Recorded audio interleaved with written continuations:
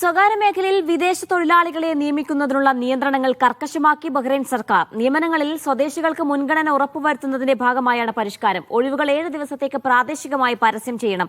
സ്വദേശി ഉദ്യോഗാർത്ഥികൾക്കായി 21 ദിവസം അപേക്ഷാ കാലാപരിധി കണ്ടെത്തണം. ഈ കാലയളവിനുള്ളിൽ അനുയോജ്യരായ സ്വദേശികളെ ലഭിച്ചില്ലെങ്കിൽ മാത്രമേ വിദേശ തൊഴിലാളികളെ നിയമിക്കുന്നതിന് അനുമതി തേടാവൂ തുടങ്ങിയവയാണ് ഇതിനായി മന്ത്രാലയം നിശ്ചയിച്ച നിബന്ധനകൾ.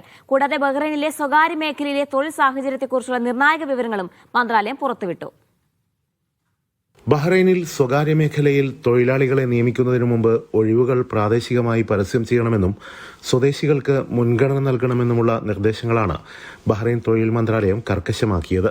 ഒരാഴ്ചക്കാലം ഒഴിവുകൾ പരസ്യം ചെയ്യുന്നതിനോടൊപ്പം സ്വദേശി ഉദ്യോഗാർത്ഥികൾക്കായി 21 ദിവസം കാത്തിരിക്കണം.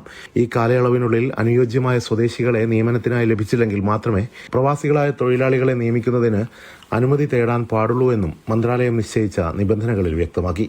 നിലവിൽ 5 ലക്ഷത്തിലധികം പ്രവാസികളാണ് അംഗീകൃതമായ വർക്ക് പെർമിറ്റുകളോടെ സ്വകാര്യ മേഖലയിൽ ജോലി ചെയ്യുന്നത്. ഇവരിൽ 1,52,106 പ്രവാസികൾ സ്വകാര്യ മേഖലയിൽ 5 വർഷക്കാലമായി ഒരേ തൊഴിലുടമയ്ക്ക് കീഴിൽ തുടരുന്നവരാണെന്നും തൊഴിൽ മന്ത്രാലയം വ്യക്തമാക്കി. Siraj Pallikkara, media 1, Bahrain.